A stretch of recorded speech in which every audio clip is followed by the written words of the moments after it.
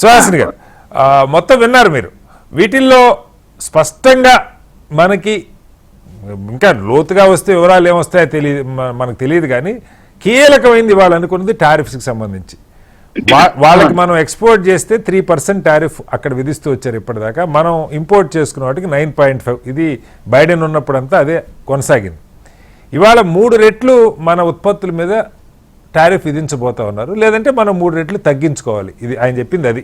దానిలో ప్రపంచంలో ఆయనకి పడని పాకిస్తాన్తో అయినా, చైనాతో అయినా, దోస్తానం ఇండియాతో అయినా ఒకటే రిలేషన్ అని చెప్పి ఆయన చెప్తా ఉన్నాడు. ఎక్కడ మరి where it makes difference? Suhasini garu. Srinivas గారు నమస్కారం.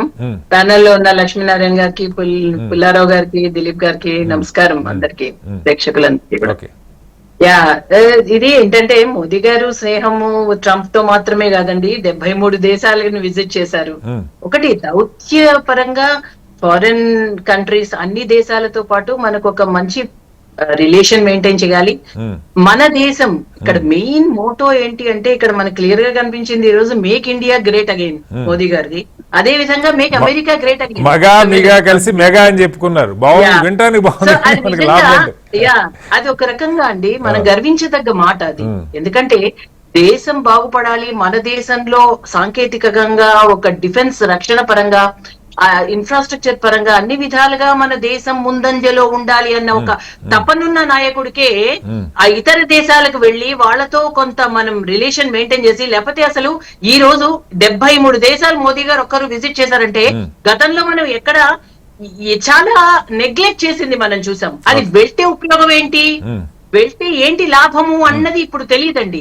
అది ఇప్పుడు కూడా ఈ రోజు ఒక ప్రపంచ శాంతి విషయంలో మోదీ గారు ఒక కీలక పాత్ర పోషించే విధంగా అగ్రరాజ్యాలు కూడా మోదీ గారితో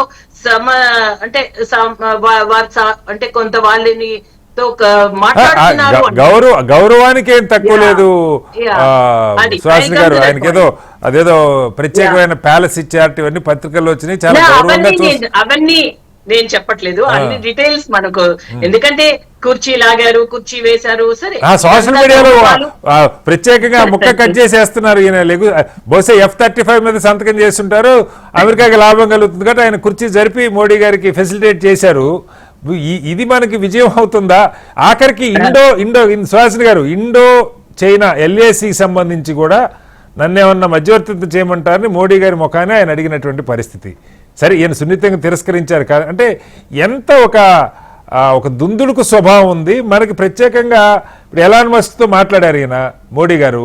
మీడియా అడిగితే కీ అంతా ట్రంప్ దగ్గర ఉంది, మేమిద్దరం ఊరకు మాట్లాడుకున్న నిర్ణయాలన్నీ ట్రంప్ చేతుల్లోనే చెప్పాల్సిన పరిస్థితి. ప్రత్యేకంగా మనకు ఒరిగింది మీకు ఏం కనపడుతుంది అంటున్నా?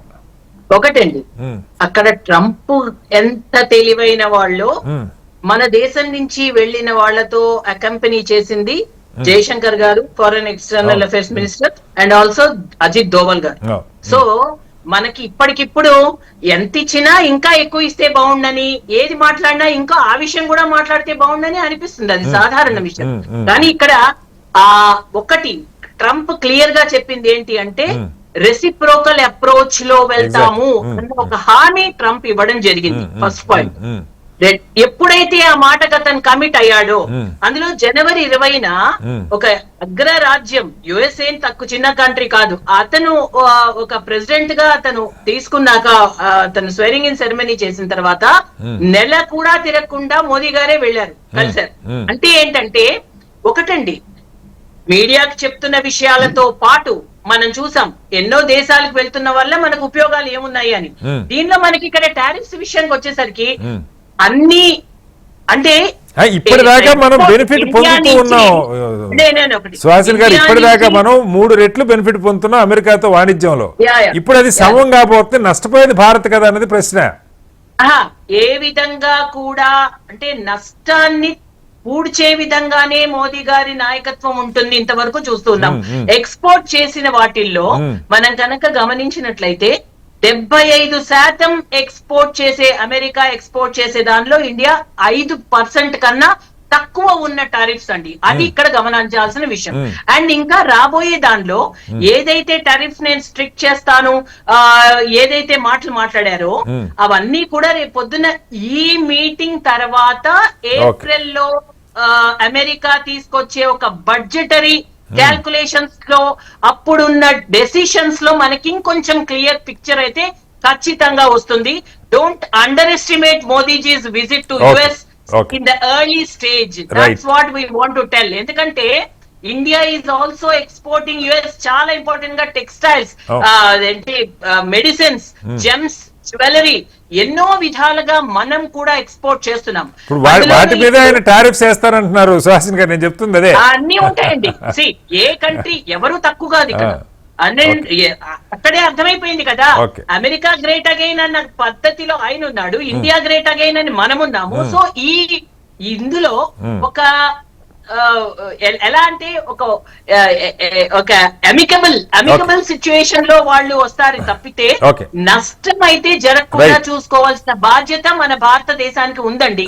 ఎందుకంటే మనమేమి అన్ని విధాలుగా 2014 ముందు అన్ని విధాలుగా మనమేమి ఓహో అని సూపర్ ఫ్లూయస్ గా లేము ఎందులోను.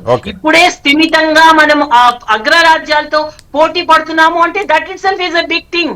సో ఇంకా we need so many changes.